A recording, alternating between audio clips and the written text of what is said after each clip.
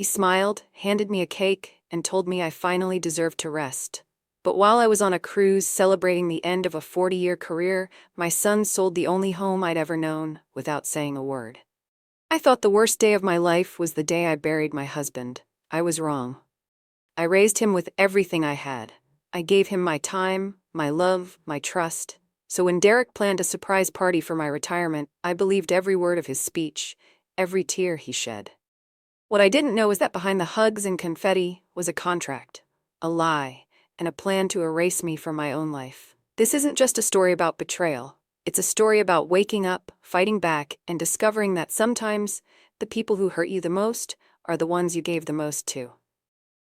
Stay with me, because what started with cake ended with court consequences and a comeback my son never saw coming. Tell us in the comments section where you are watching from. And don't forget to subscribe to the channel, turn on notifications, and leave your honest review.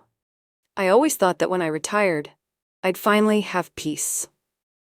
Time to sit on the porch my husband built with his bare hands. Time to listen to the birds, tend my garden, sip my morning tea without watching the clock. I never imagined that the very person I loved the most, the one I sacrificed everything for, would be the one to take all of that from me. Without a warning, without remorse. But I'm getting ahead of myself. Let me take you back to the last day I believed my son still had a heart. It started like a dream. The moment I walked through that door, I knew something was up. There were balloons tied to the banister, gold streamers falling like glittering rain from the ceiling, and my favorite song, The Way You Look Tonight, playing softly in the background. The house smelled of fresh flowers and vanilla cake, and right there, in the middle of my living room, was my son, Derek. Beaming. "Surprise!" he shouted, stepping forward with a bouquet of lilies and a grin as wide as the day he graduated college. I froze. Not because I didn't expect something, but because it had been a long time since he'd done anything like this. A thoughtful gesture. The Derek I knew lately was always in a rush, too busy, too preoccupied. But that day, he was glowing, present, affectionate. "You didn't have to do all this," I said, blinking back a tear. He leaned in and kissed my cheek. "Of course I did, Mom. You've given your entire life to that school. It's time someone gave something to you." And just like that, I melted. People say a mother's love is unconditional, but they never talk about the blind spots that come with it. Friends started to trickle in, old colleagues, neighbors, even my best friend Lucille, who brought her infamous sweet potato pie and a suspicious squint. She hugged me, then whispered behind her teeth, "What's he up to?" I laughed. Can't a son throw his mother a party without being accused of having an agenda? Lucille didn't smile. "Your son's not exactly the sentimental type, and I know when something smells off, and it ain't my pie." I waved her off, brushing aside her concern. Derek had done everything right. He had photos of me from my early teaching days, a collage of my students' thank you letters, even a video montage playing on the TV. And then came the toast. He clinked a spoon to his champagne glass and stood tall, his voice trembling just enough to feel genuine. "My mom," he began, "is the strongest woman I know. She raised me alone after Dad passed.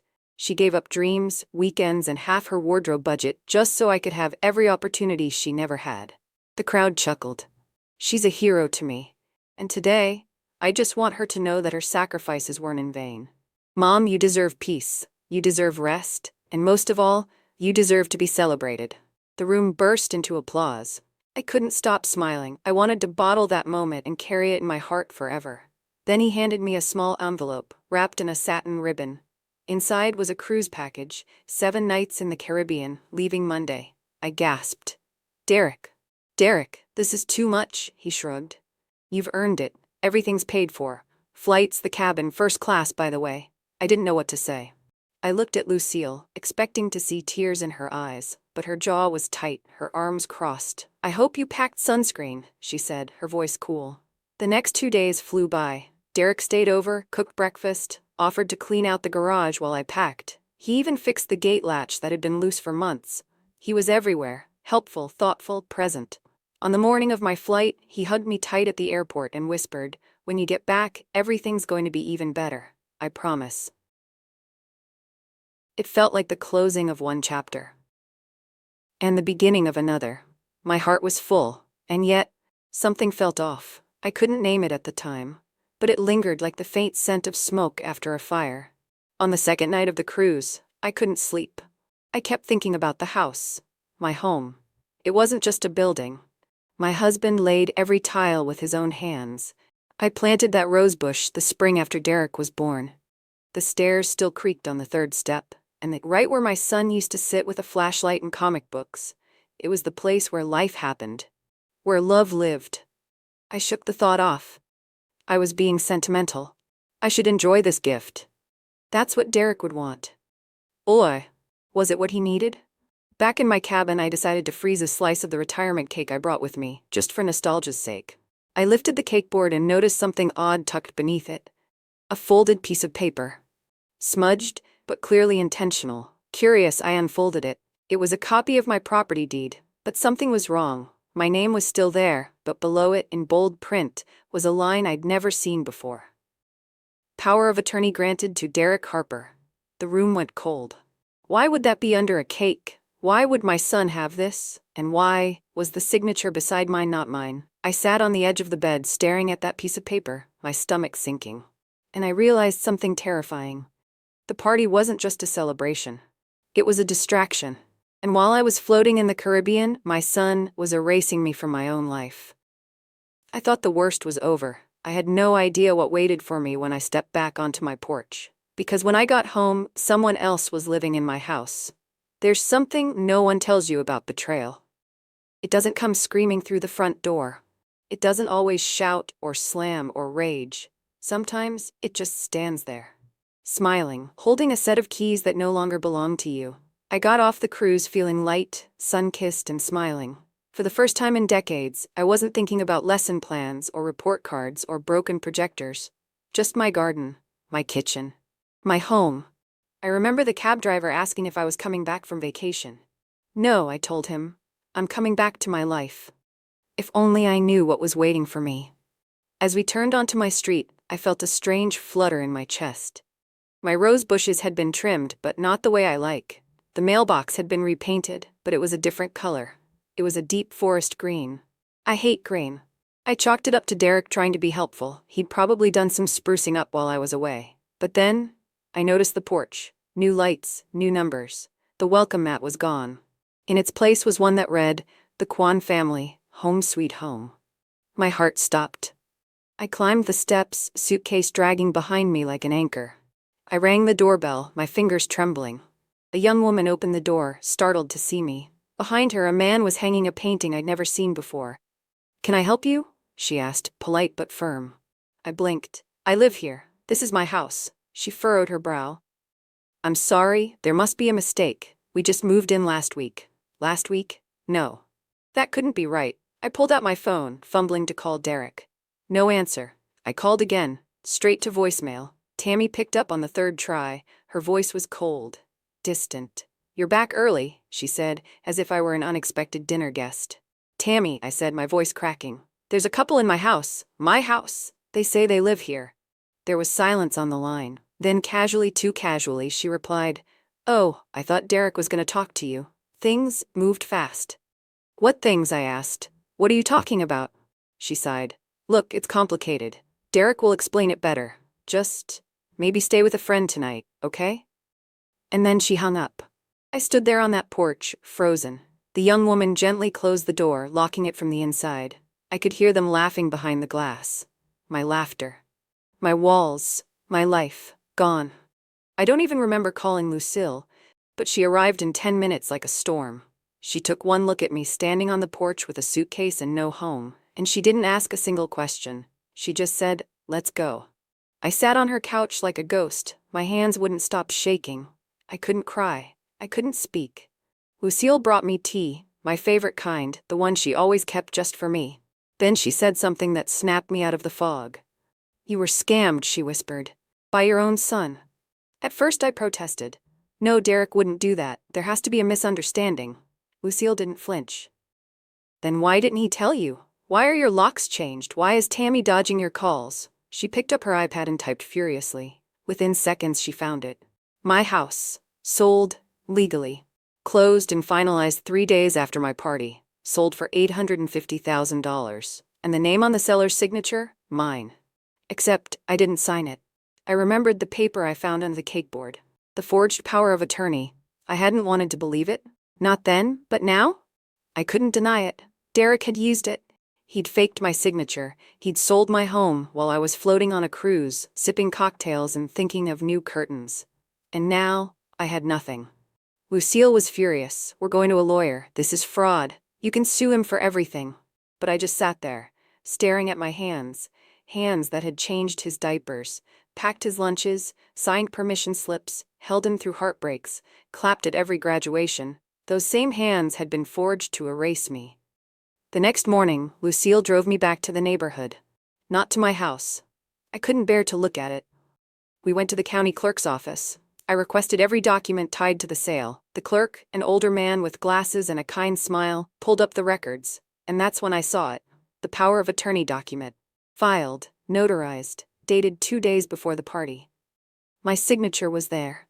Perfectly mimicked, but I didn't write it. And right beneath it, Derek's name.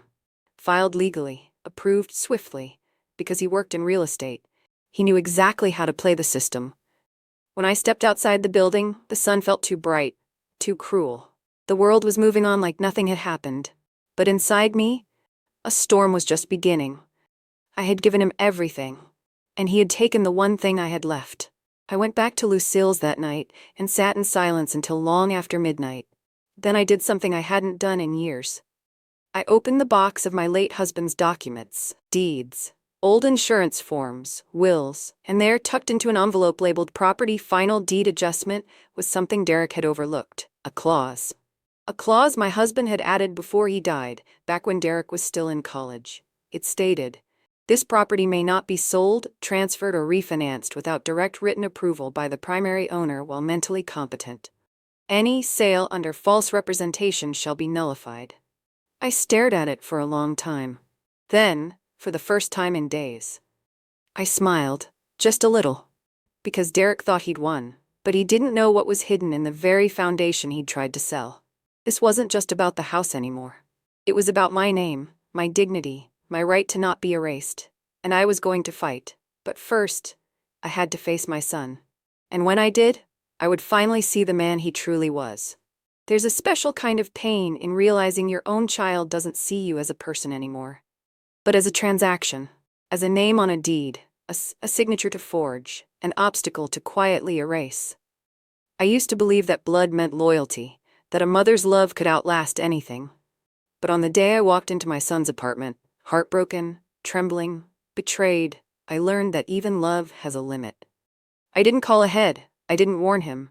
I just took a cab to Derek's upscale condo and walked right up to that shiny black door with the chrome knocker he was so proud of. The door he bought, I now realized, with my home.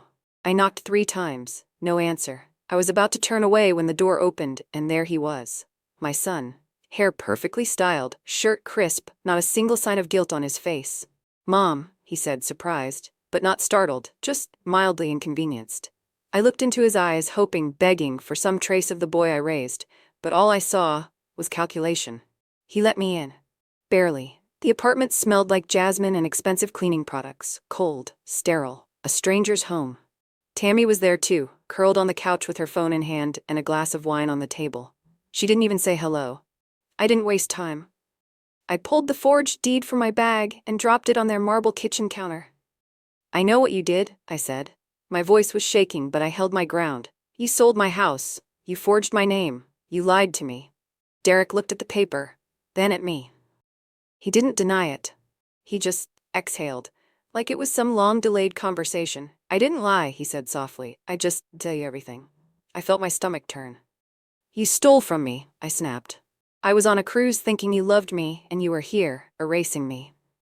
That's when Tammy stood up and chimed in, her voice as cold as her silver necklace. "Why is this such a big deal?" she said. "You're retired. You don't need that big house. You should be thanking Derek for helping you move on." I turned to her, stunned. "Move on?" I said. "That house was my life, my memories. My husband built that home. I raised Derek there. That wasn't just property, it was part of me." But Tammy just sipped her wine and sat back down, like my pain was nothing but noise. Derek rubbed the back of his neck. I didn't mean for it to happen this way, he said. I'm in a lot of debt, Mom. I was drowning. I maxed out everything trying to start the firm. I had no choice. You had every choice, I said through clenched teeth. You could have asked me. You could have told me the truth. Instead, you threw me a party and forged my name like I was already dead. The silence after that was unbearable. Then Derek said the words I'll never forget. You weren't using the house. It was just sitting there. I needed it more than you did. And that's when it hit me. He didn't see me as a mother anymore. He saw me as a resource, an unused asset, a stepping stone. He had talked himself into believing I owed him something, that I was just holding on to something he had the right to claim. I stepped back, suddenly breathless. I didn't raise you to be this man, I whispered. You raised me to survive, he said. And I did. I turned to leave. But as I reached the door, I stopped. There's a clause in the deed, I said. Your father added it before he passed. If the sale was made through fraud or false representation, it can be reversed. Tammy stiffened. Derek's mouth parted slightly. They hadn't known. I walked out without another word. I collapsed onto Lucille's couch that night, utterly drained. She handed me tea and wrapped me in a soft blanket. Did you do it? She asked. I nodded. And? They didn't deny it, I said. They justified it. Lucille was quiet for a moment. Then she looked me square in the eye. You know what you have to do now. And I did. I wasn't just fighting for a house anymore. I was fighting to remind my son that consequences exist, that no amount of desperation excuses betrayal. The next morning I got a call. A soft-spoken man introduced himself. Mrs. Harper, my name is Mr. Kwan. I'm the one who purchased your house from your son. My heart stopped. I braced for more pain, but then he continued. I think we need to talk. Something about this doesn't sit right with me. We met at a quiet cafe downtown. He brought a folder with him. Inside were copies of the final sale contracts, timestamps, bank transfers, but also emails from Derek. Desperate, aggressive, hiding timelines, rushing approvals. I thought he was just a fast mover, Mr. Kwan said, but something about it felt off. When you showed up at the door looking so lost, I started asking questions. Then he said something I didn't expect. I don't want to be part of something shady. If this was fraud, I'll work with you to reverse it. My throat tightened. He wasn't just giving me a chance, he was giving me leverage. I called Lucille as soon as I left. It's not over, I said. She laughed. No, honey, it's just beginning. And that's when I decided. I was going to court. I was going to stand in front of a judge and tell the whole truth. About the cake, the cruise, the forged deed. The son who thought his mother's silence was a weakness. And I was going to show him something he never expected. That I may be retired. But I am not finished. But what I didn't know was that I wasn't the only one Derek had lied to. And the secrets he'd been hiding were about to explode in court for everyone to see. I'll never forget the first time I stepped into that courtroom. Not because I was scared, though I was. Not even because I was furious, though that fire still burned in my chest.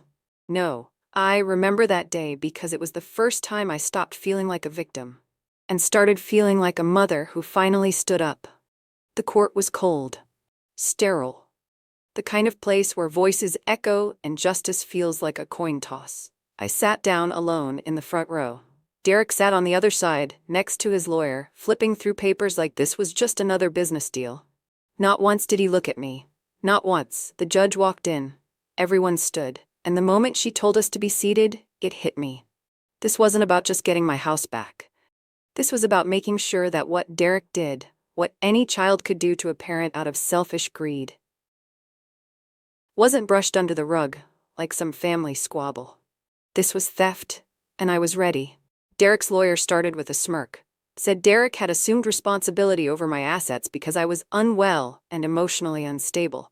He waived the fake medical evaluation, the same one Derek's friend signed, like it was gospel. He was simply trying to protect her, the lawyer said. She was vulnerable. The retirement, the loss of routine, she wasn't herself. I stood up, calmly, and I spoke with a voice I didn't know I had.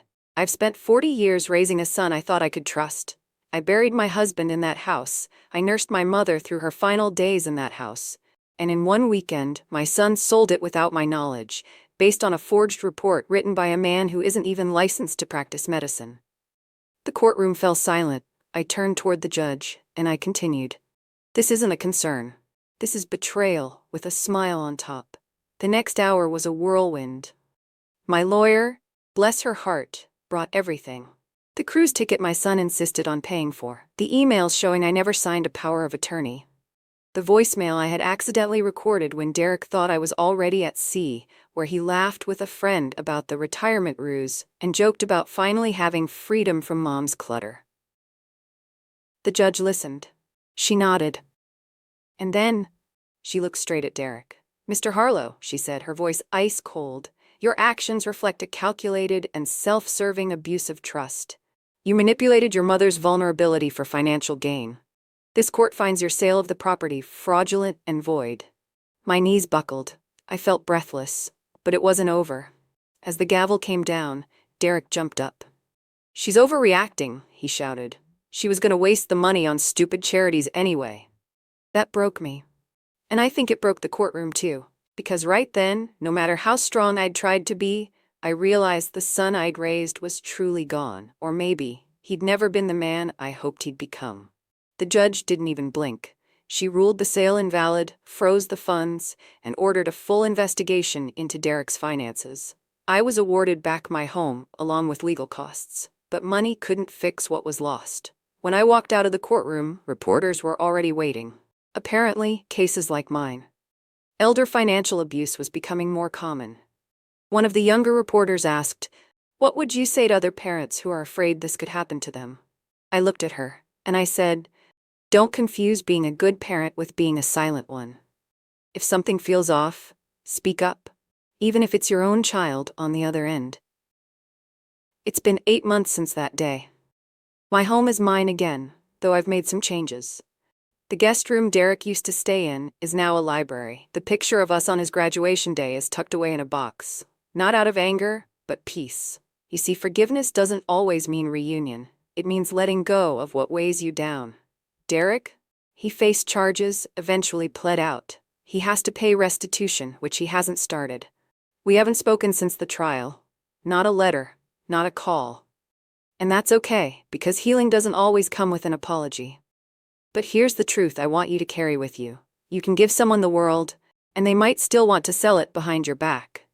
You can love with your whole heart, and still be betrayed by the one person you raised to never hurt you. But none of that means you're weak. In fact, it means you're strong enough to love again, even after the unimaginable. So if you're watching this, if you've ever felt used, discarded, or betrayed by someone you trusted, please know this. You're not alone, and you're not powerless. Stand tall. Speak up. Take back your narrative, even if your voice shakes doing it. Because the moment I did that, everything changed. If this story moved you, inspired you, or even made you think twice about who you trust, then please, hit that subscribe button. This channel is where we tell real stories, stories of pain, strength, betrayal, and the unbreakable spirit of survival. And I'd love to have you walk this journey with me. Thank you for watching.